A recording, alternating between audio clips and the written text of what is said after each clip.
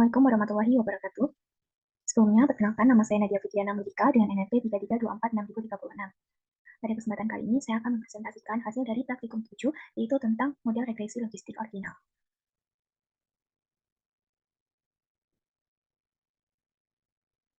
Sebelum melakukan praktikum, kita harus tahu terlebih dahulu dasar teori dari regresi logistik ordinal. Jadi, apa sih regresi logistik ordinal itu? Regresi logistik ordinal merupakan metode yang digunakan untuk menganalisis hubungan antara variabel respon berskala ordinal dengan beberapa variabel prediktor. Estimasi parameter dilakukan menggunakan metode maksimum likelihood estimator atau MLE, yang memaksimalkan fungsi likelihood. Model ini termasuk ke dalam generalized linear models dan disebut juga model logit. Nah, selanjutnya langsung saja pada studi kasus pertama. Pada studi kasus pertama, peroleh dataset dari World Values Surveys, di mana dataset ini digunakan untuk melihat faktor-faktor yang mempengaruhi persepsi masyarakat tentang upaya pemerintah untuk mengurangi kemiskinan. Tujuannya yaitu untuk memprediksi persepsi individu tentang upaya pemerintah untuk mengurangi kemiskinan, berdasarkan faktor-faktor seperti kemiskinan, agama, negara, gelar, jenis kelamin, dan usia. Nah, pada studi kasus ini diberikan persepsi individu dapat mengambil 3 nilai, yaitu terlalu sedikit, cukup, dan terlalu banyak. Untuk analisis ini sendiri digunakan data dari World Value Survey seperti yang saya jelaskan tadi untuk beberapa negara, yaitu Australia, Norwegia, Swedia, dan Amerika Serikat dari paket card data di R. Nah, ini merupakan tampilan dataset yang dipanggil dari paket R.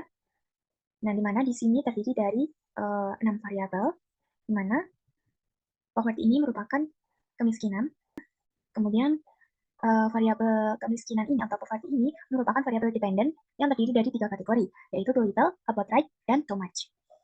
Nah, selain itu juga terdiri dari 5 variabel independen, yaitu religion, degree, country, age, dan gender. Nah, religion ini merupakan anggota suatu agama, berisi yes atau no, kemudian degree ini merupakan gelar, isi datanya bisa yes atau no, kemudian untuk country-nya ini dari beberapa negara, yaitu Australia, Norwegia, Swedia, dan Amerika Serikat. Kemudian pada age-nya ini merupakan usia dalam bentuk integer 1 tahun. Kemudian untuk gendernya itu laki-laki ataupun perempuan.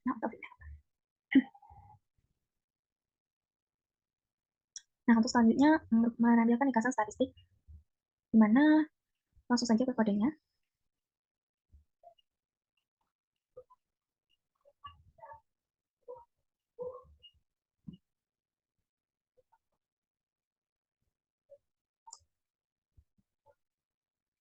Nah, ini merupakan kode yang digunakan untuk menampilkan data WVS.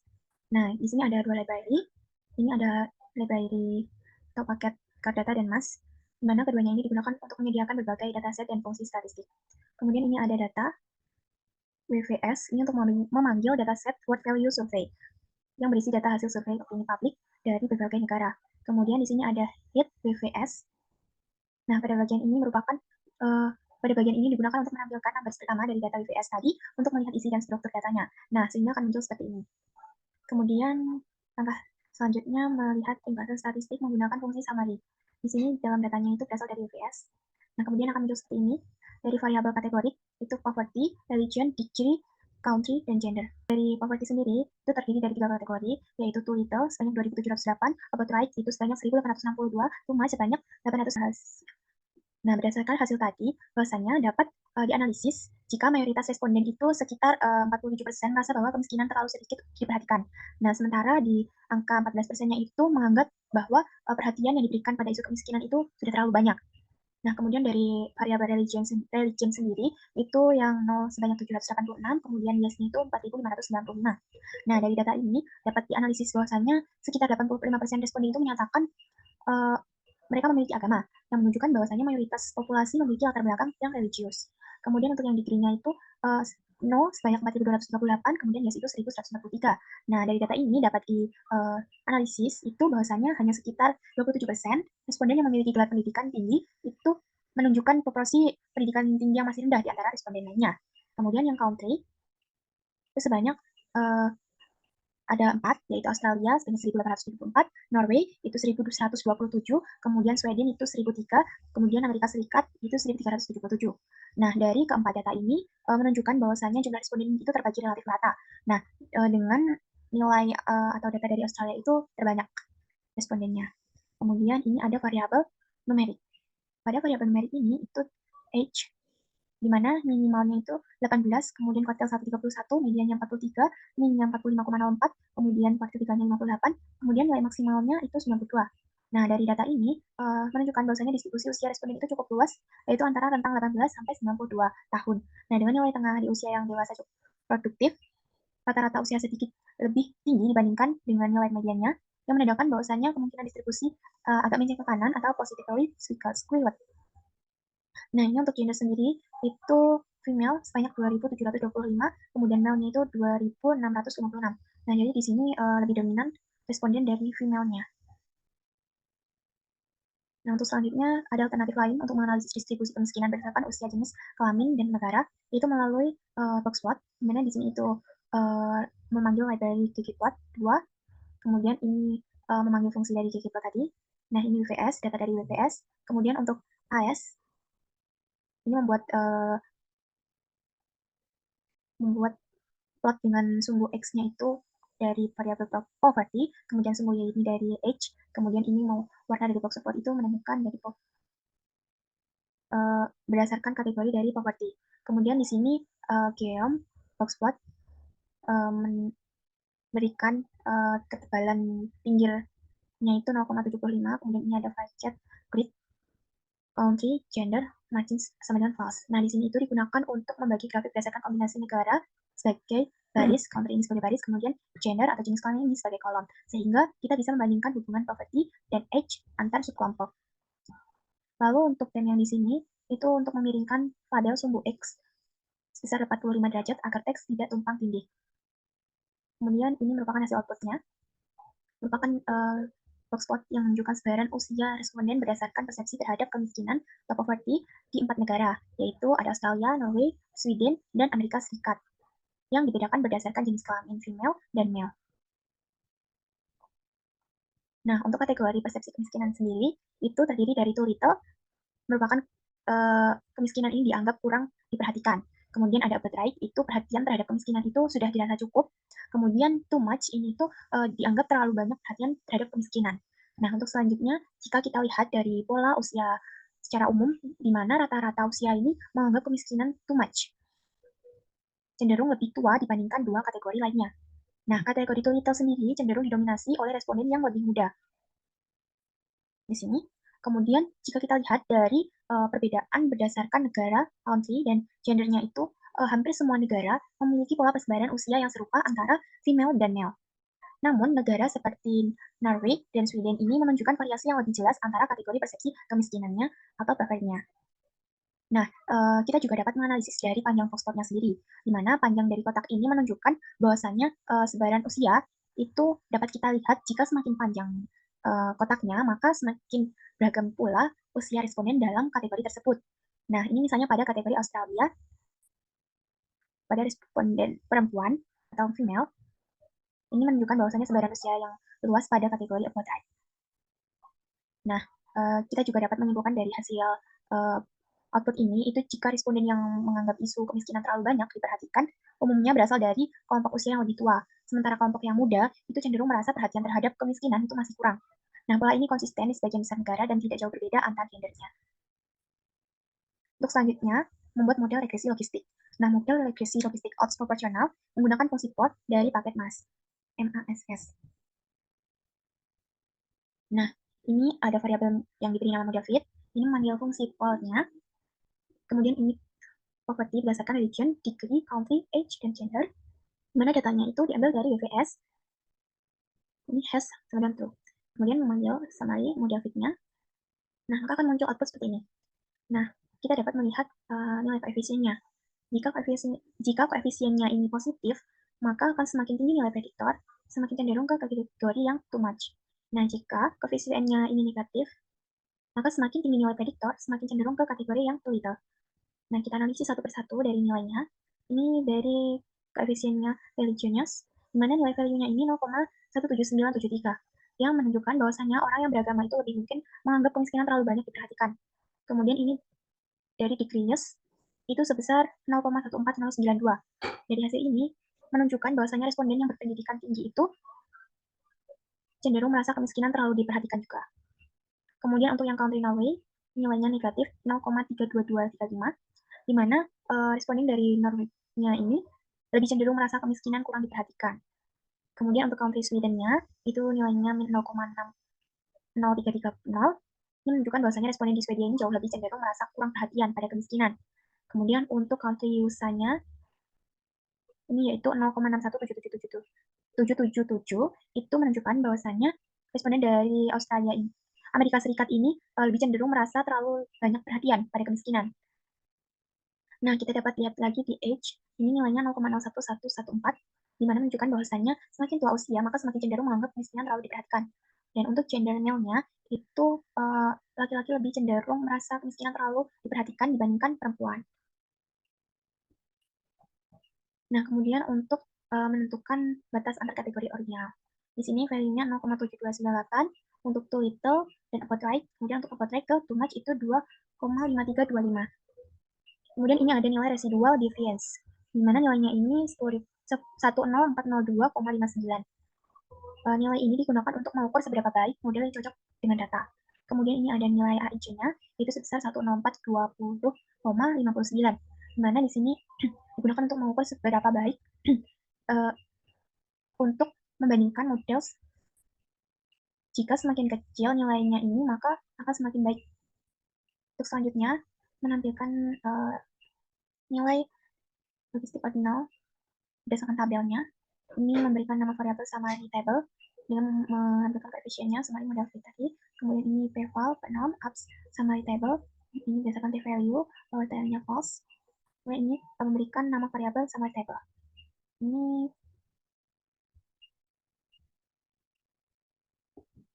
sehingga outputnya seperti ini. Nah, kita lihat bahwasanya nilai p-value-nya ini itu semua kurang dari 0,05. Maka secara statistik signifikan pada 95% CI.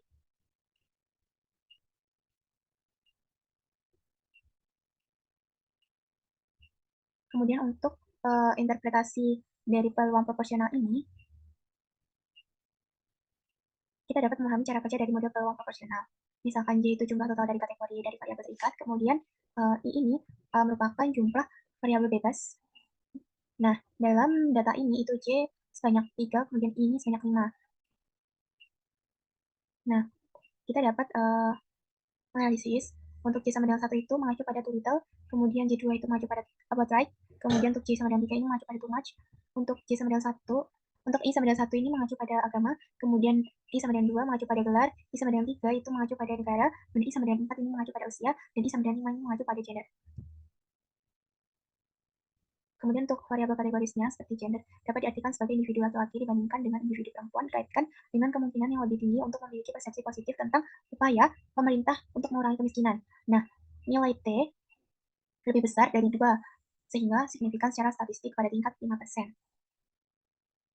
Variabel kontinu seperti usia yang dapat diartikan bahwasanya dengan bertambahnya satu satuan usia pada log of odds itu memiliki persepsi positif tentang upaya pemerintah untuk mengurangi kemiskinan meningkat sebesar 0,011.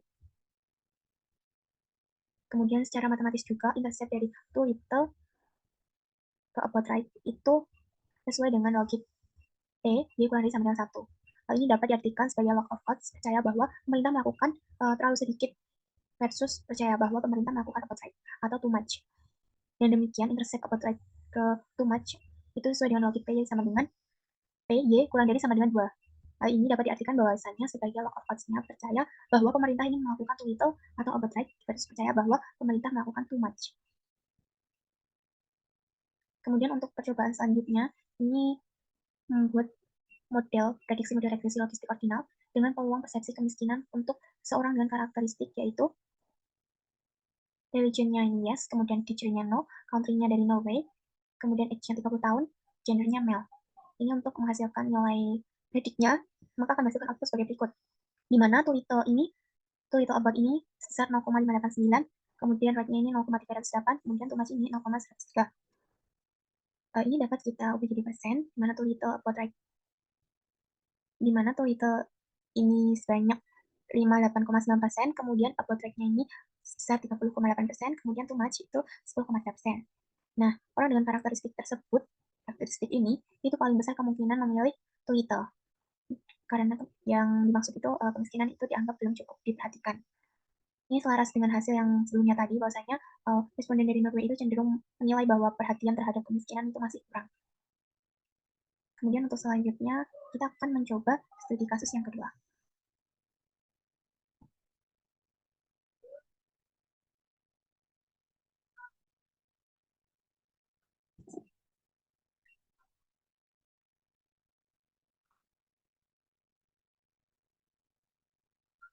Nah, pada studi kasus kedua, ini bertujuan untuk membangun model klasifikasi yang mampu mengenali angka tulisan tangan berbasis gambar digital yang berukuran 8x8 pixel. Dengan menggunakan dataset bawaan dari pustaka Skitran, itu yaitu Watley Digits yang berisi 1797 gambar digit dari 0 hingga 9. Setiap gambar ini direpresentasikan dalam dua bentuk, yaitu gambar visual dengan matrik 8x8 dan array numerik satu dimensi sebanyak 64 fitur. Dan menggunakan algoritma logistic regression ini, kita dapat melatih model untuk mempelajari pola dari data dan menguji kemampuannya dalam mengklasifikasikan angka yang belum pernah dilihat sebelumnya. Mungkin langsung saja kita akan melihat kode yang telah saya kerjakan.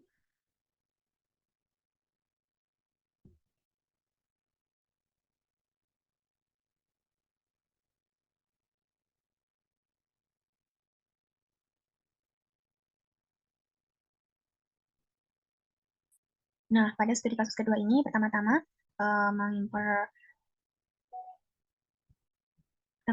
itu mengimpor modul atau library from scale datasets import float digits, mana ini digunakan untuk mengimpor fungsi dari load digits-nya dari modul skilled datasets yang digunakan untuk memuat dataset digit atau angka tulisan tangan dari 0 sampai 9.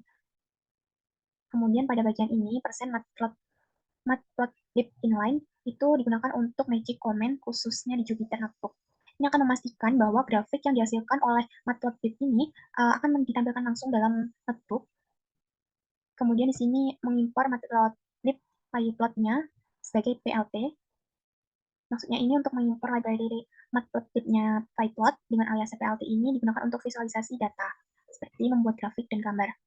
Selanjutnya, digit sama dengan load digits ini untuk memuat dataset digit ke dalam variabel digit. Dataset ini nantinya itu berupa objek bunch yang mirip dengan dictionary, berisi fitur dengan data gambar digit. Nah, dan juga label yang angka sebenarnya dari digit tersebut. Nah, pada bagian ini untuk mengatur color map-nya default ke grayscale. Sehingga gambar digitnya nanti yang ditampilkan dalam skala abu-abu akan lebih sesuai untuk gambar hitam putih yang ketulisan tangan. Kemudian ini for in range 5-nya ini untuk menampilkan 5 gambar pertama dari dataset digit. Kalau ini PLT, Matso, digit image I. Ini untuk menampilkan gambar ke I dari dataset menggunakan Matso-nya. Nah, maka akan muncul hasil seperti ini. Muncul 5 gambar berturut-turut dalam skala abu-abu. Yang masing-masing menunjukkan angka dataset digit. Jadi kita akan analisis satu persatu gambarnya. Dari gambar pertama ini digitnya 0, karena bentuknya lingkaran penuh, dan di tengah ini kosong. Kemudian yang kedua ini digitnya 1, karena dia terlihat seperti garis yang tegak tanpa tambahan bentuk lainnya. Kemudian untuk gambar ketiga ini angka 2.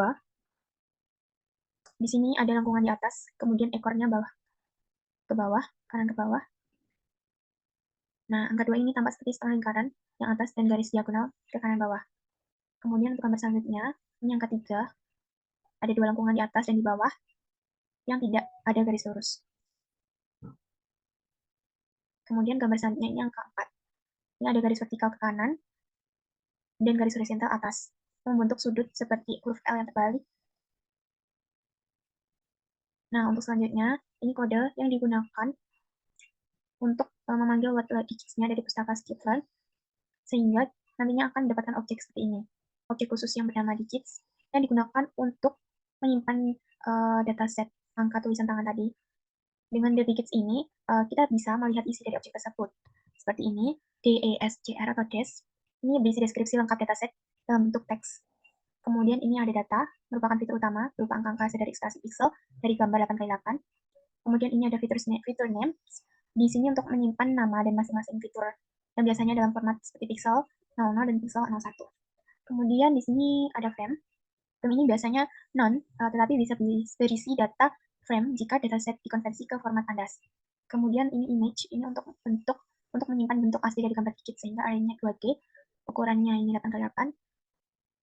Kemudian ini ada target, di sini merupakan label dari masing-masing gambar, yaitu angka yang sebenarnya, 0 sampai 9.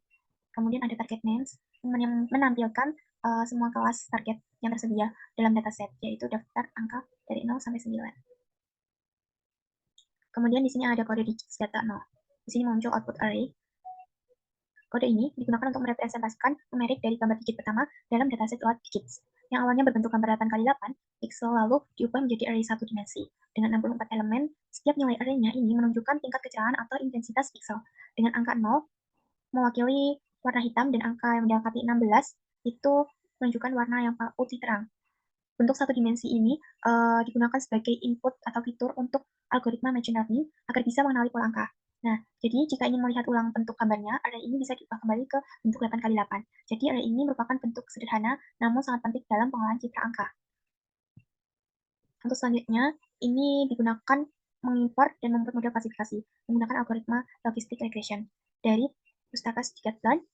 Baris kode ini membuat model baru klasifikasi berbasis regresi logistik, yaitu algoritma yang sering digunakan untuk memprediksi data kategori, seperti dataset SWOT, digits, logistik, regression, kerja dengan menghitung probabilitas. Kemudian setelah model dibuat, langkah selanjutnya ini adalah untuk melatih dengan data fit dan menggunakan untuk memprediksi angka pada gambar baru.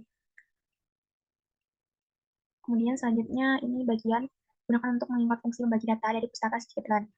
Baris ini digunakan untuk memanggil fungsi time test split yang sangat penting dalam pelatihan model machine learning.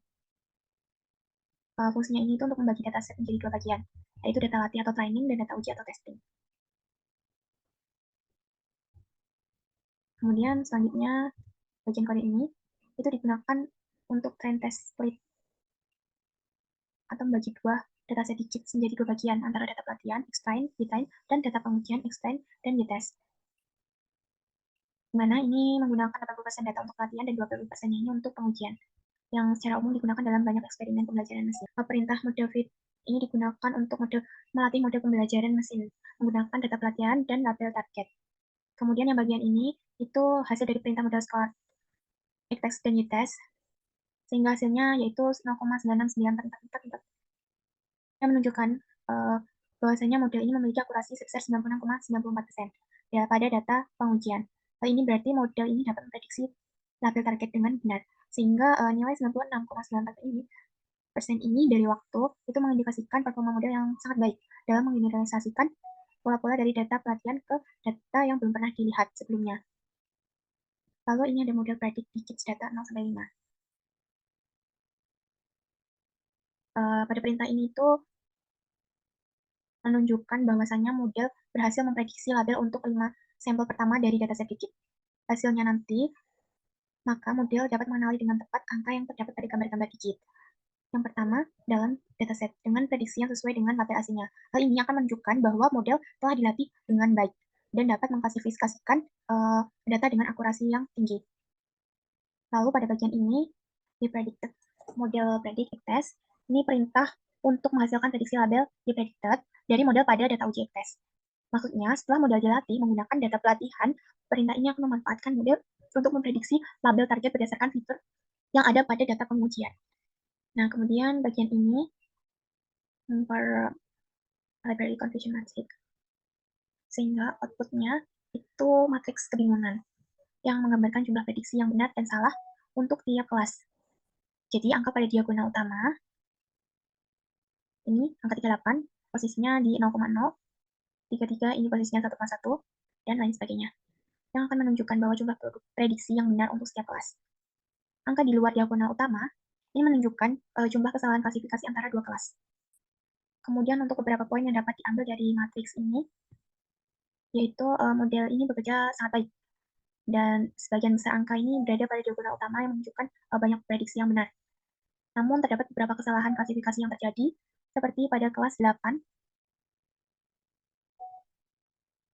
yang terkadang diprediksi sebagai kelas 1. Ini sebanyak 2 kesalahan. Kemudian untuk kelas 9 ini terkadang masih diprediksi sebagai kelas 0. Dan kelas 1 ini ada 2 kesalahan, dan untuk yang kelas 8 ini 2 kesalahan.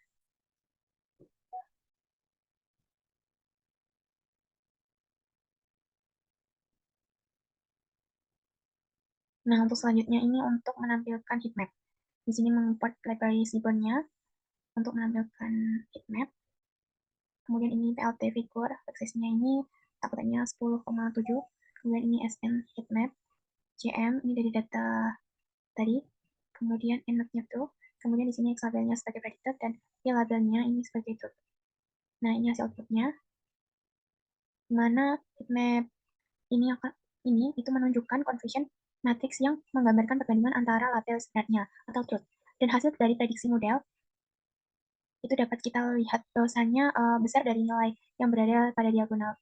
Ini berarti model ini berhasil memprediksi dengan yang cukup akurat, yaitu senilai 95,72% tadi. Namun memang masih terdapat beberapa kesalahan pada prediksi di luar diagonal, terutama pada kelas yang berdekatan, yaitu kelas 2 ke kelas 1. Nah, ini wajar karena pada regresi logistik ordinal sendiri, itu model ini digunakan untuk memprediksi data yang memiliki urutan atau tingkatan. Jadi ketika model salah prediksi, biasanya kesalahannya ini tidak terlalu jauh dari kelas sebenarnya. Hal ini menunjukkan bahwasanya model sudah cukup baik dalam memahami urutan antar kelas, meskipun masih ada beberapa ruang perbaikan agar prediksinya lebih presisi. Langsung saja ke kesimpulan.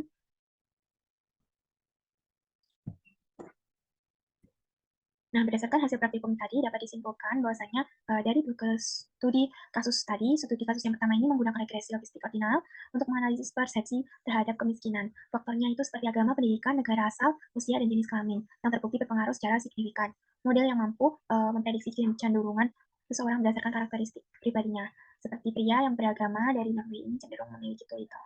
Kemudian untuk studi kasus yang kedua, itu kita simpulkan bahwasanya membangun model klasifikasi angka atau tulisan tangan dengan algoritma logistic regression. Menggunakan dataset load digits, mana model ini berhasil mengenali pola angka dari gambar digital 8 kali 8 pixel dan menunjukkan bagaimana data citra dapat diubah menjadi prediksi yang akurat. Jadi kedua studi kasus ini menunjukkan penerapan machine learning pada data survei dan data citra secara efektif. Nah, cukup sekian presentasi dari saya. Jika ada kesalahan, mohon maaf. Wassalamualaikum warahmatullahi wabarakatuh.